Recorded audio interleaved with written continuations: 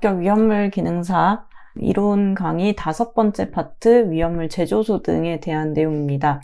자, 위험물 제조소 등이라고 하는 것은 제조소와 생략된 그 나머지 것들을 다 합쳐서 부르는 말인데요. 크게 보자면 제조소 등은 일단 제조소를 포함을 해서 그리고 저장소, 취급소까지 통틀어서 부르는 말입니다.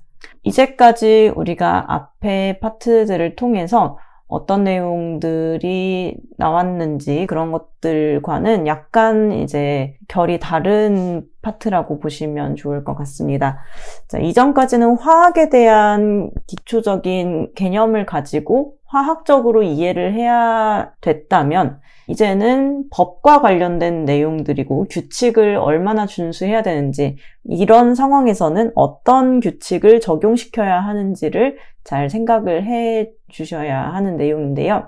실무를 하시는 분들한테는 이게 조금 쉽게 다가오실 수 있을 거고 오히려 화학 전공을 하신 분들이면 앞에 파트가 조금 더 쉽게 느껴지고 지금 이런 법령과 관련된 파트들이 약간 어렵게 느껴지실 수도 있지만 오늘 다룰 제조소, 저장소, 취급소에 대한 종류를 잘 구분을 해서 적용해야 하는 그런 내용들이 어떤 것들이 있는지를 중점적으로 구분해 보도록 하겠습니다. 자, 제조소 등이라고 하는 것은 이제 위험물 안전관리법에서 정의하는 용어인데요. 자, 일단 위험물 안전관리법에서 법을 처음 도입을 할 때 그 용어들의 정의를 하고 시작합니다. 위험물 안전관리법에서 정하는 위험물이라는 것은 인화성 또는 발화성 등의 성질을 가지는 것으로서, 즉 조금 더 쉽게 얘기하면 어떤 얘기가 되냐면 불 나는 성질을 가진 물품들을 이 위험물이라고 한다라고 보시면 되겠습니다. 대통령령으로 정하게 됩니다. 자, 그래서 위험물에 대한 지금 표시했던 이런 정의들은 필기에서나 실기에서 빈칸으로 출제될 수 있는 부분이니까 따로 체크를 해두시고요. 우리가 이전 파트에서도 봤었던 지정수량이라는 것은 대통령이 정하는 수량인데 어떤 것의 기준이 되냐면 제조소 등의 설치 허가 등에 있어서 최저의 기준이 되는 수량입니다. 간단하게는 이때부터 위험물로 본다라고 이렇게 설명을 드렸지만 법적으로 보자면 제조소 등이라는 이런 공간에 대한 허가를 받을 때 이 정도 이상일 때는 법적으로 허가를 받아야 된다. 그 기준이 되는 최소 수량을 지정수량이라고 합니다. 그래서 지정수량이 작을수록 더 위험한 물질이라고 말씀을 드렸고요. 그리고 제조소라는 것은 위험물을 제조할 목적으로 지정수량 이상의 위험물을 취급하기 위해서 허가받은 장소입니다. 그래서 취급한다는 것은 사용한다는 뜻하고 비슷하게 생각하시면 되겠고요. 저장소라고 하는 것은 지정수량 이상의 위험물을 저장하기 위한 장소이고 취급소는 지정수량 이상의 위험물을 제조 외의 목적으로 취급하기 위한 장소입니다. 그래서 제조소는 제조하는 곳, 저장소는 저장하는 곳, 취급소는 판매하는 곳으로 정의하겠습니다. 자, 이렇게 세 가지를 합쳤을 때 우리는 제조소 등이라는 용어를 앞으로 사용하도록 하겠습니다. 자, 제조소, 저장소, 취급소는 제조하는 곳, 저장하는 곳, 판매하는 곳 이렇게 정리가 되어 있고요. 쉽게 받아들이기 위해서 이런 요약을 한 것이고 법령에는 어떻게 정의가 되는지 앞에 페이지와 같이 살펴보시면 좋겠습니다. 자, 제조소 등의 종류를 아는 것이 중요한데요. 제조소, 저장소, 취급소별로 각각 제조소는 1가지, 저장소는 8가지, 취급소는 4가지의 건축물의 종류들이 있습니다. 자, 제조소는 제조하는 곳이기 때문에 탱크라던가 파이프가 이렇게 복잡하게 설치된 그런 곳들을 다 통틀어서 제조소라고 부릅니다.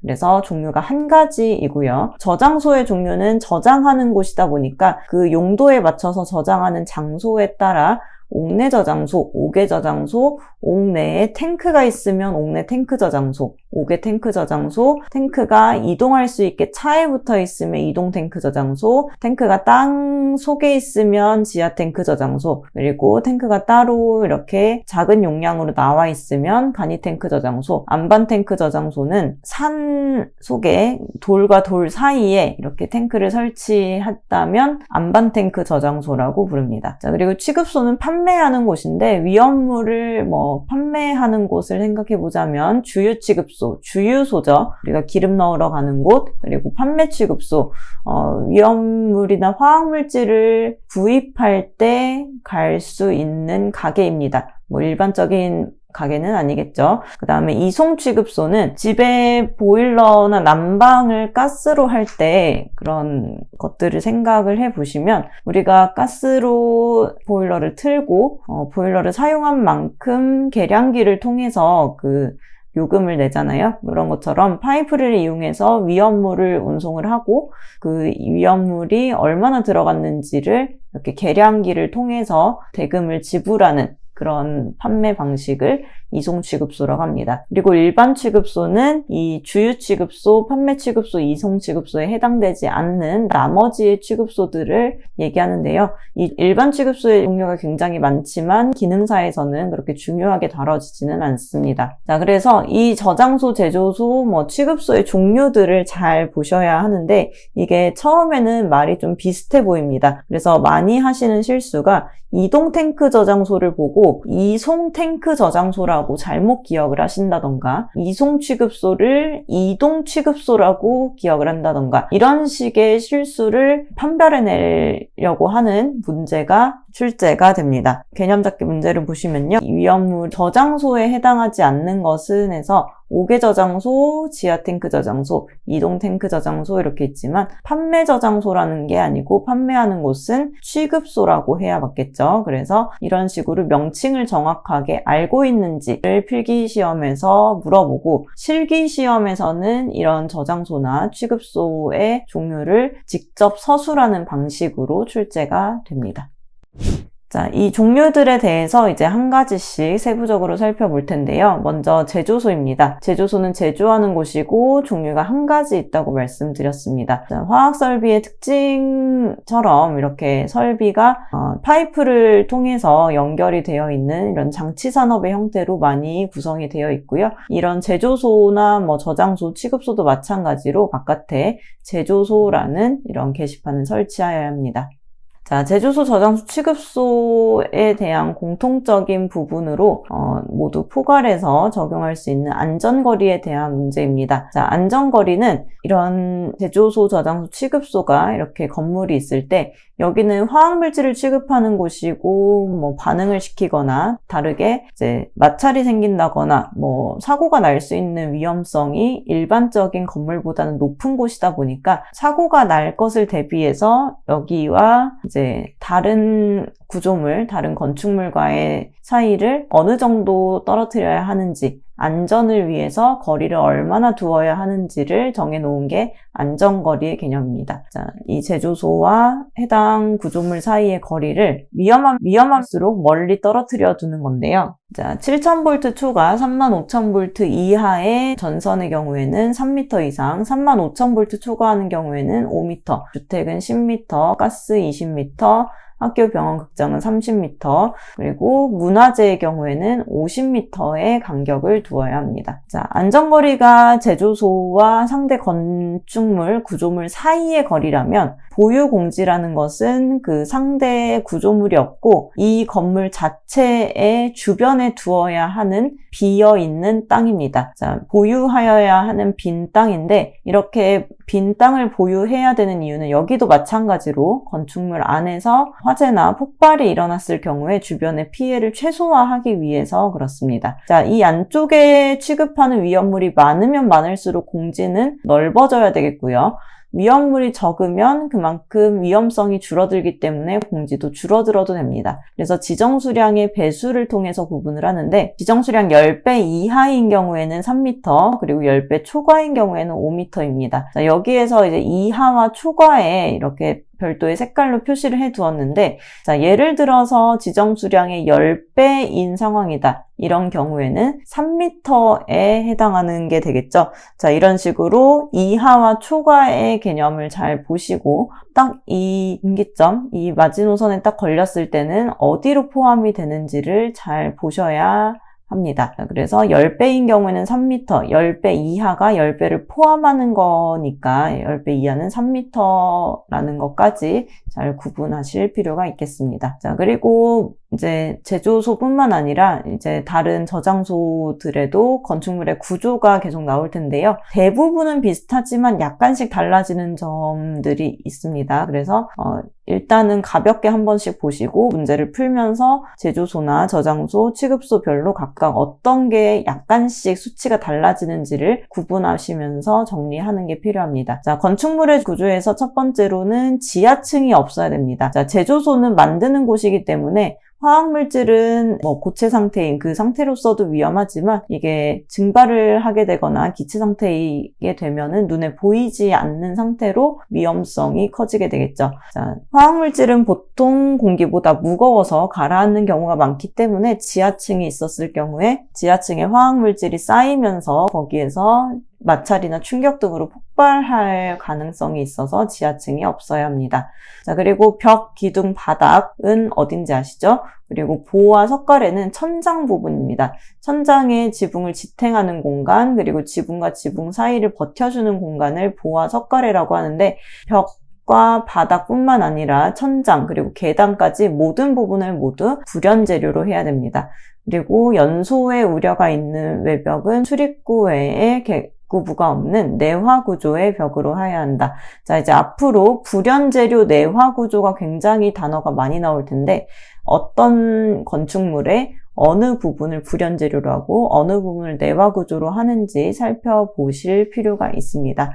필기보다는 실기에서 조금 더 중요한 내용입니다. 자, 출입구와 비상구에는 갑종 방화문 또는 을종 방화문을 설치하되, 자, 갑종이나 을종 방화문이라는 것은 우리가 보통 사용하는 아파트 현관문이라던가 강한 철제로 된 문, 이렇게 열었을 때 바로 닫히는 그런 문들이라고 생각하시면 되겠고요. 연소의 우려가 있는 외벽에 설치하는 출입구에는 수시로 열 수 있는 자동 폐쇄식의 갑종 방화문을 설치하여야 한다 라고 되어 있는데, 자, 수시로 열 수 있는 자동 폐쇄식, 자동으로 닫힌다는 거예요. 자동으로 열리는 게 아니라 자동으로 닫히는, 우리가 문을 열고 손을 딱 놨을 때 자동으로 닫히는 그런 문들을 설치하면은 이 문이 그냥 출입구의 역할을 하는 것이 아니라 불이 났을 때 불이 바깥으로 빠져나오지 못하는 방화문의 역할을 합니다. 자, 그래서 수시로 열 수 있는 자동 폐쇄식의 갑종 방화문까지도 중요한 단어가 되겠고, 액체 위험물을 취급하는 건축물의 바닥은 스며들지 못하는 재료로 해야 되고, 그리고 최저부에 집유 설비를 하여야 한다라는 내용도 있습니다. 그리고 지붕의 경우에도 보셔야 되는데, 지붕은 폭발력이 위로 방출돼야 합니다. 자, 옆으로 터지는 것보다 차라리 위로 터지는 게 피해를 최소화할 수 있기 때문에 그렇고, 재료는 불연 재료가 되겠습니다. 자, 그리고 제조소에는 배관을 많이 사용을 하기 때문에 배관에 대한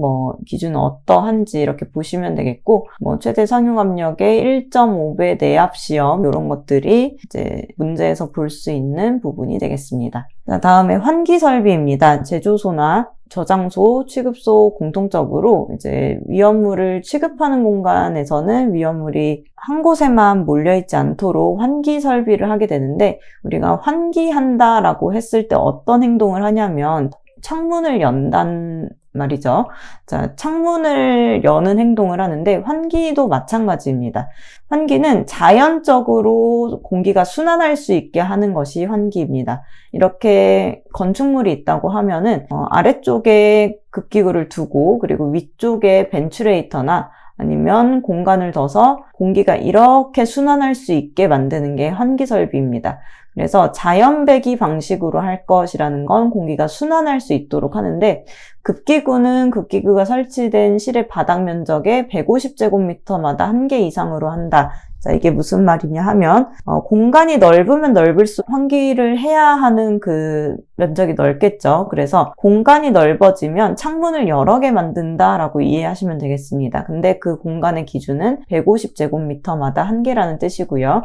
그 급기구의 크기, 그러니까 이런 창문의 크기는 800제곱센티미터입니다. 우리가 이제 이런 수치들은 특히나 실기시험에서 단위를 잘 봐야 하는데, 필기에서는 단위가 주어지지만 실기에서는 단위를 직접 써야 하기 때문에 급기구의 크기를 얘기할 때는 800제곱미터가 아니라 지금 제곱센티미터라고 되어 있습니다. 자, 그러면 바닥 면적이 150제곱미터가 안 되는 경우에는 어떻게 하느냐?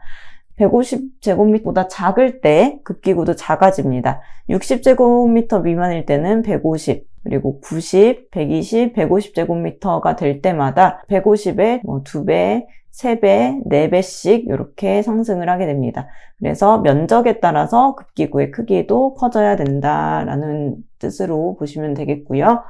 자, 급기구는 낮은 곳에 설치하고 가는 눈에 구리망으로 이렇게 불꽃이 튀지 않도록 인화 방지망을 설치해야 합니다. 자, 환기구는 지붕 위나 지상 2m 높이의 고정 벤틸레이터. 이거는 우리가 옥상에 올라갈 일이 없다면 잘 볼 수는 없지만 약간 동그랗게 생긴 돌아가는 그런 모양의 환기 설비입니다.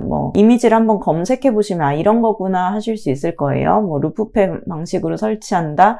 이런 돌아가는 부분이 있는 것이 환기 설비의 환기구입니다. 자, 그러면 배출 설비는 자연적으로 하는 것이 아니라 우리가 화장실이나 주방에서 주로 쓰는 환풍기라고 생각하시면 됩니다. 그래서 배출 설비는 뭔가 장치를 설치해야 되는 것이 배출 설비고요. 배출 설비는 국소 방식으로 해야 됩니다. 자, 우리가 환풍기도 생각을 해보면 가스레인지 위에 환풍기가 설치되어 있고 화장실 안에 환풍기가 설치되어 있죠. 그렇게 전체 영역을 배출 설비를 하는 것이 아니라 일부분만 합니다. 특히 위험한 중점 부분만 강제로 빼내야 하기 때문에 국소 방식으로 하는 거고요.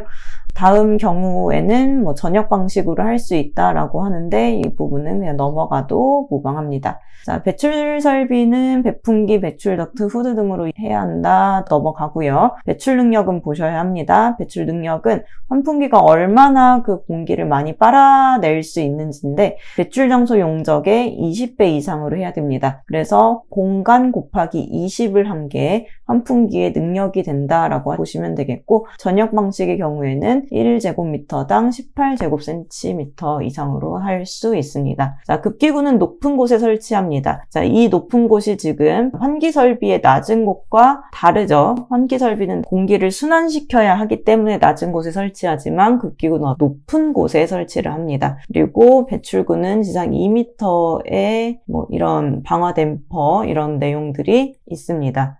지상 2m라고 하는 것은 환기 설비와 비슷하죠. 그리고 배풍기는 강제 배기 방식으로 한다 이런 내용이 있고, 여기에서 이제 배출 설비를 어디에 설치하여야 하는가라는 얘기를 할 때 고인화점 위험물이라는 얘기가 나오는데, 자, 앞으로 고인화점 위험물이라는 것은 인화점이 100도씨 이상인 사류 위험물을 뜻한다라고 보시면 되겠습니다. 자, 법령에서 고인화점 위험물이라는 말이 나올 거예요. 자, 지금 이렇게 체크를 해드리는 부분은 실기시험에서 이제 빈칸으로 출제된 그런 부분들이기 때문에 계속 체크를 하면서 넘어가시면 되겠습니다. 압력계와 안전장치의 경우에는 화학 설비가 온도라던가 화학 반응이라던가 이런 것들을 이용하는 거다 보니까 압력에 굉장히 민감합니다. 그래서 압력을 측정하는 설비를 안전을 위해서 설치를 하는데, 자동적으로 압력의 상승을 정지시키는 장치, 그리고 감압 밸브, 경보 장치 이런 걸 설치하지만 기능사 시험에서 가장 많이 출제되는 것은 파괴판입니다. 압력이 상승했을 때 압력을 바로 차단할 수 있는 안전 밸브가 작동이 안 되는 그런 가압 설비에 설치하는 건데, 우리가 소화전을 누를 때 그 소화전 버튼 부분이 약간 플라스틱 같은 그런 재질로 되어 있는 것처럼 그 판을 부셔서 장치를 정지시킬 수 있는 그런 것이라고 보시면 되겠습니다. 자, 압력이 갑자기 상승하는 것을 방지하기 위한 그런 장치입니다. 피레설비는 지정수량 10배 이상의 위험물을 취급하는 제조소에 설치를 하고요. 피레설비는 정전기를 방지하기 위한 설비이기 때문에 육류 위험물을 취급하는 곳은 제외하고 나머지 1, 2, 3, 4, 5, 6의 지정수량 10배 이상을 취급한다 그러면 피레설비를 설치한다 라고 보시면 되겠습니다. 자, 방유제는 흘러넘치지 않게 해주는 역할의 담입니다. 자, 이 방유제가 지금 제조소의 방유제 그리고 나중에 옥외 탱크 저장소의 방유제 두 가지가 있는데 제조소의 방유제의 경우에는 이런 공식으로 계산을 하게 됩니다. 탱크가 1개 있을 때 탱크 용량이 0.5를 곱한 만큼, 탱크 2개 이상이 있을 때는 최대 탱크 0.5를 곱하고 나머지 0.1을 곱한 만큼을 서로 더한 만큼이 그 방유제의 용량이 되게 됩니다. 그래서 방유제의 용량을 구할 때 어디 방유제냐면 5개 탱크 저장소의 방유제가 아니라 제조소의 방유제를 구할 때 이런 공식을 사용하게 됩니다. 자, 제조소가 일반적으로 이제 이런 규칙들을 따르지만 특히 위험한 위험물의 경우에는 이렇게 특례를 만듭니다. 자, 앞으로 이제 특히 관리를 해야 할 위험물들은 이런 것들이 있습니다. 알킬 알루미늄 등, 아세트알데히드 등, 그리고 히드록실아민 등이 있는데 우리가 제조소 등이라고 하면 제조소, 저장소, 취급소를 합쳐서 얘기한 것처럼 알킬 알루미늄 등, 아세트알데히드 등도 뭔가가 생략된 말입니다. 알킬 알루미늄 우리가 어디서 봤었냐면 섬유 위험물에서 봤죠. 자, 섬유 위험물에서 알킬 알루미늄과 알킬 리튬을 통틀어서 부르는 말입니다. 자, 그리고 아세트알데히드는 몇류 위험물이었냐면 사류 위험물이었습니다. 자, 사류 위험물 이디아산이죠. 특 이디아산인데 이렇게 두 개가 아세트알데히드 등입니다. 아세트알데히드 산화프로필렌을 통틀어 부르는 말이고요. 히드록실아민은 오류 위험물이니까 오류 위험물 중에서 히드록실아민과 히드록실아민 염류 100kg 지정수량에 해당하는 이런 것들을 합쳐 부르는 말입니다. 자, 알킬알루미늄 등은 삼류 위험물이기 때문에 금수성 물질이에요. 그래서 보관할 때 불활성 기체를 봉입합니다. 자, 섬유 중에 액체인 유일한 물질들이죠. 자, 불활성 기체를 봉입을 하는데 아세트알데히드 등의 경우에는 불활성 기체를 봉입을 하지만 또 수증기도 봉입을 할 수 있습니다. 자, 아세트알데히드 등은 수증기랑 만났을 때 물하고 반응하지 않으니까 이런 표현이 들어간 거겠죠. 그래서 알킬알루미늄 등의 수증기가 안 되는 이유는 알킬알루미늄 등은 삼류 위험물이니까 그렇습니다. 자, 그리고 아세트알데히드 등은 은수은 동마그네슘, 동은 구리를 뜻하는 거예요. 금은 동메달 때 그 동인데, 자, 구리라는 말입니다. 그래서 이런 합금으로 만들지 아니하여야 한다. 은수은 동마그네슘을 기억하셔야 되겠고요. 보냉장치를 해야 된다. 이런 내용은 넘어가도록 하겠습니다. 자, 히드록실아민 등에 대한 내용은 이 식이 중요한데요. 우리가 앞에서 안전거리를 3m, 5m, 10m, 20m 이렇게 한다. 전선이 몇 볼트짜리인지에 따라서 이렇게 한다라고 내용을 살펴봤는데 히드록실아민 등을 할 경우에는 이런 3m, 5m, 10m를 하는 것이 아니라 이 식에 지정수량의 배수를 대입해서 계산한 거리를 가지고 적용을 한다는 뜻입니다. 자, 근데 기능사 수준에서는 여기까지 출제되지는 않으니까 이런 공식이 있다 정도만 보고 넘어가도록 하겠습니다. 자, 위험물 제조소 일반점검표에서는 이 일반점검표의 내용을 다 보실 필요는 없고 가끔 가다가 이 제조소의 어떤 부분을 점검하는 내용인가 이런 식으로 출제가 된 적이 있어서 수록이 된 것인데 해당 문제를 이제 보신다면 이 표를 가지고 문제를 푸시는 거고 그렇지 않다면 따로 여기까지 세부적으로 공부하실 필요는 없습니다.